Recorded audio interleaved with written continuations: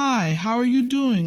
I'm Fernando. Welcome to Host2B Academy. Today I'll show you how to change the offer seal text in Shopify. First, access the Shopify dashboard. On the left, click the Online Store button. The Themes page opens. Find your theme. Click the three-dot button. A menu appears. Click Edit Code. The Theme Files page opens. In Filter Files, search for Base ACS. You'll see a file named Base ACS. Click it to open your store's style script. This contains all your store's appearance. We'll scroll to the bottom of this script. Just go all the way down. At the last line, which is blank, press enter. Next, we'll visit host2b.net. The link's in the description, and that's where we'll find the code we need. Just click the button to copy the code. Let's click it. Code is copied. Back in Shopify, paste the code into the blank line we left. To change the offer seal text, go to the first line and edit between the quotes. I put promotion, but you can replace it with any text you want. Edit the text here and it'll update. I've left it as promotion for now. To show discount percentage instead, you'll need to tweak the code. I have a tutorial on Host2B for that. Just check out the channel for the tutorial. But in this case, I'll leave the promotion text here.